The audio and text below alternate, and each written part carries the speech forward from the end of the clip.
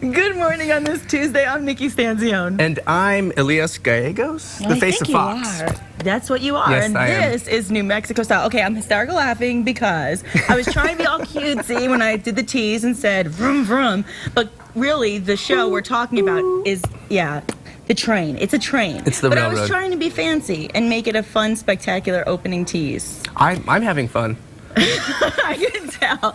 Well, I think the sun got to me this weekend, to tell you the truth. Did you have a good Memorial Day weekend? I did. It was kind of restful. Mm-hmm. Yeah. Not as much sun as you. I did get a little too much sun, but that happens a lot. You know, I needed vitamin D. I really did. I needed it. Now, they say that getting too much sun is good for, it's good for the soul, it's good for the spirit, but it's not necessarily good for photography. So fortunately, I wasn't that tan when we did this magazine shoot. We were really fortunate, actually. Yes, we went we were. And we did, look at us, there we are. That's the cover, of course, of Western and English on the left, and those are two of our shots.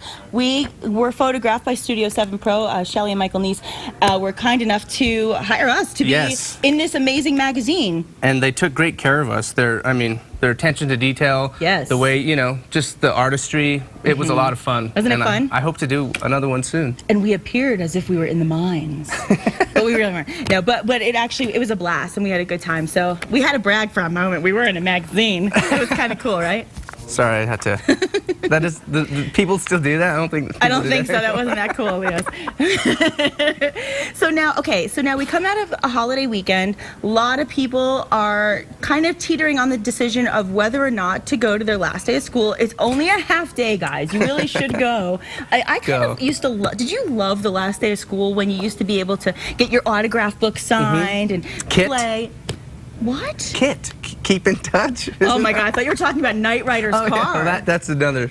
Did you have a Knight Rider car? I still do. I figured it might. Let's keep in touch with our KRQE News 13 anchor, Matt Mauro, and find out what's going on in the news. Hi, Matt. Good morning, Matt. Good morning to you, too, and good morning to you at home. We start with a tragic story we've been following since Sunday about Johnny Tapia dying at age 45. And many that we have talked with knew Tapia as a friend who greeted them with a hug, but many also knew that Tapia had some demons. When he was a young boy, he saw his mother get murdered. That is, as an adult, he became addicted to drugs, and he cheated death many times. Here's News 13's Nancy Laughlin.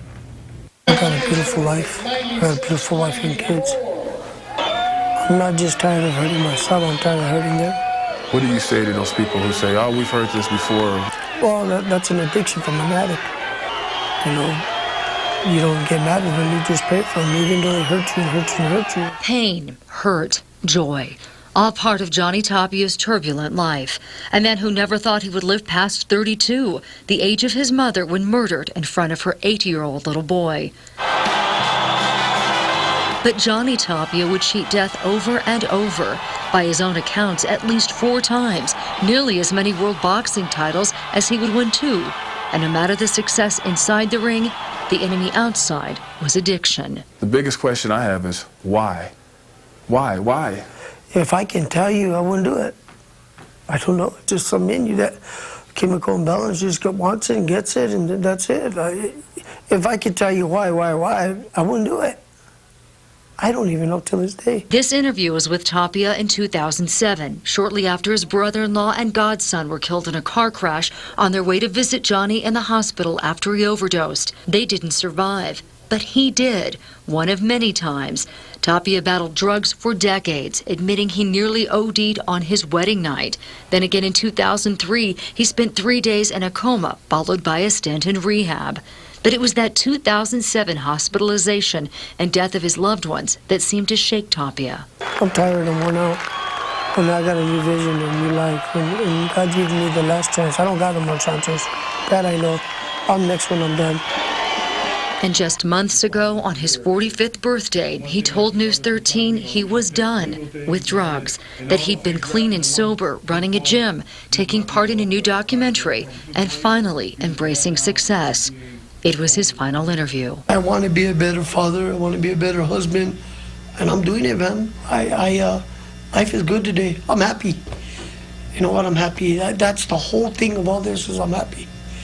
And then this movie coming, everything's going my way. I don't want to tear it up. Nancy Laughlin, KRQE News 13. Tapia's wife, Teresa, told fans this was the anniversary of his mother's death, and the family thinks he is now with her at peace. Well, Johnny Tapia was very active in the boxing community, both inside and outside of the ring. He helped to train the next generation of world-class fighters, and one of those fighters feels Tapia is still in his corner. Here's News 13's Alex Tomlin. Halfway through my run, started crying, man. I just broke down a little bit. Hector Munoz will remember Johnny Tapia this way: blood, sweat, and tears in his corner. We found Munoz training alone inside Tapia's gym, where pictures of the champ litter the walls. Freaked out because I didn't think nobody was going to be here. There was people out there, and then they had stuff out there for Johnny. This is how it looked from inside the gym as dozens came to pay their respects. In his own way, Munoz says that's what he was doing. I just wanted to come out here and just try to stay focused. He spent the day in Tapia's ring, drinking his trainer's favorite. He drinks like a 12-pack a day of Dr. Pepper. And reflecting on all the things Tapia has been teaching him. In just 13 days, Munoz will be in New York preparing for a fight. Tapia was supposed to be there. I'm going to win this fight for Johnny. I know he's going to still be in my corner, and he's, like I said, he's here now training with me. Tapia was more than a trainer to Munoz. He loved Munoz's child like his own. Oh, look at those movements. Still got it. Still got the move. Munoz says Tapia's love for his family and friends, and even strangers, is what he should be most known for. And he knows that Tapia's legacy will live on. He always wanted me to be a world champion. I'm going to try my hardest to do that for him. Alex Tomlin, KRQE News 13. More than 30 fighters have trained in Tapia's gym in the past few years. Tapia's record was 59 wins, 30 of those by knockouts. He had just 5 losses and 2 draws. And we have a photo gallery of Johnny Tapia throughout the years on our website at krqe.com. Well, in other news this morning, firefighters will continue to battle the monster fire in the Gila wilderness. The Whitewater Complex fire has charred more than 133,000 acres. Now, to put that in some perspective for you, the Las Conchas fire became the state's largest fire last year ever in history when it burned a little more than 150,000 acres. The winds have been lighter, so that is helping crews get control of the flames, but it is certainly a long way from being over with. And tonight, firefighters are having a meeting to talk with people living in the area and tell them how they plan to put out the fire. This is at 6 o'clock at the Glenwood Community Center. And this is something nobody wants to hear. There is yet a new fire burning in the Gila this morning. The last time we had heard the Wagon Tongue fire was about 40 acres. It's near Atagon, about 15 miles northeast of Reserve. Right now, it is not near any homes or buildings. And we're not done talking about fires just yet, because on the northeast side of the state, firefighters still are trying to work to put out a fire that's burning near Tucumcari. Lightning started the 4V Ranch fire near the Las Conchas Dam along the Canadian River Saturday night. So far, it has burned 150 acres. Well, 3 war veterans on a mission to bike more than 4,100 miles from the Wall of Valor in California to the Vietnam Memorial in Washington, D.C. completed their goal on Memorial Day, but it turns out as they made it through the land of enchantment, it was anything but a smooth ride. Here's News 13's Selena Westervelt. These men are trying to raise awareness on issues that alarm them, like the high rates of suicide among veterans and the challenges when returning home. But once they got to New Mexico, they hit a couple of bumps. The journey started February 19th. Veterans Jeremy Statt, Wellesley Barrientos, and Dale Porter set out biking from California to Washington, D.C. They hit New Mexico March 15th in rough shape. Gallup's American Tire Factory fixed 9 of their truck and trailer tires for free. Then the wind kicked up. A huge freaking sandstorm that we rode through. I think there was 55-mile-an-hour sustained winds. Stat says the weather wasn't exactly friendly. These are his Facebook pictures, but the people were. The crew toured Kirtland Air Force Base. UNM and Mayor Berry even declared a day in their honor, March 19th. Meeting the mayor of Albuquerque, it was just awesome. You know, I mean, Albuquerque was one of the good states that really treated us really, really well. This is time-lapse video of the ride from Albuquerque to Moriarty. The crew was greeted with flags in Santa Rosa and toured Cannon Air Force Base before disaster hit in Tucumcari. You can barely see it, but Wellesley Barrientos, a double amputee who lost both his legs in Iraq, takes a tumble on his crank bike and dislocates his shoulder. He was forced to stop for a while. and eventually had to give up the ride outside of Memphis because of the same injury.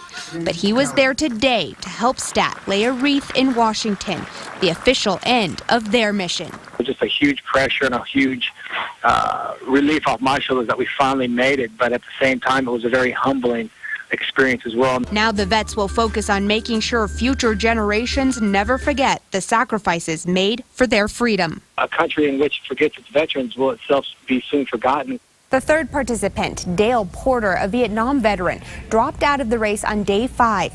He got into a big crash and dislocated his shoulder as well. Selena Westervelt, KRQE News 13. The Vets Project is called the Wall-to-Wall Bike Ride. For more information and pictures from it, you can head to our website at krqe.com. It should be on the homepage. Well, parents in Albuquerque, listen up because your kids are not on summer vacation just yet. That's because Albuquerque Public Schools has one more day left. It's all thanks to a snow day back in December.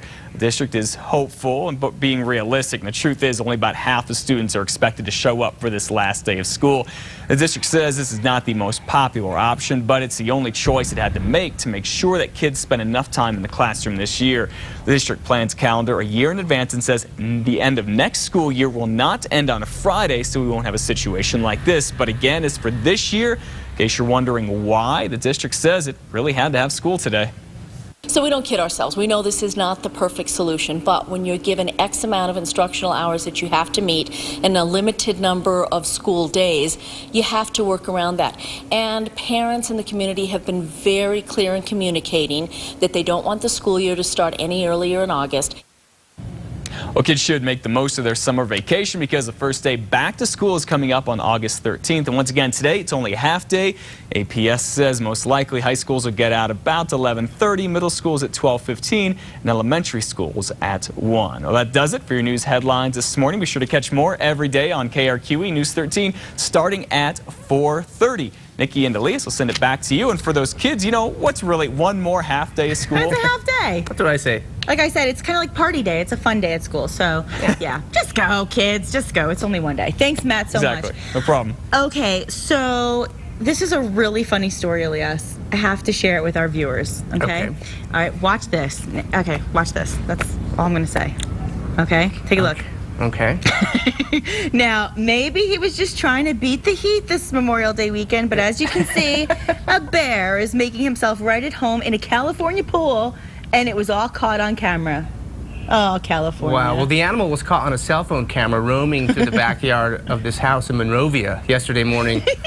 First, it hung out in a bush, then it went for an apparent dip. Ah, and yeah, that's sweet. And his sisters could only watch in awe as the bear swam around. And after the brief visit, the bear went back into the wild without causing any damage, you know? Wow, he was certainly roughing it. This bear had some California love. Bear. Seriously, I don't know what is going on there. Can you imagine looking in your pool and seeing a bear swimming? No, I don't want to imagine that, but at least he decided to leave. Maybe there was just too much chlorine. I don't know. It's possible. Who knows? So I'm going to have withdrawal tonight. It's Tuesday night, and Glee is not on anymore. Is that why you have so much turquoise on? It's beautiful. What does that have to do with Glee? Yes, I am gleeful thanks to Sunwest Silver today. Amazing jewelry, by the way. Today's like fashion day. I've got Denise back from Diva Deluxe. We're going to talk fashion, and I'm wearing all this fun Sunwest Silver stuff. It's definitely a fashionable day. Aren't you glad you're here for that? I am so glad I'm here for Fashionable Tuesday. You make it fashionable to be a man in New Mexico. Well, thank you. You do indeed. And speaking of which, you know, you might be thinking, what should I wear today? Because it's still pretty hot out there and you want to look good, but you also want to beat the heat. So we should find out what John Smith has to say about that forecast. Let's check it out. Let's check it out.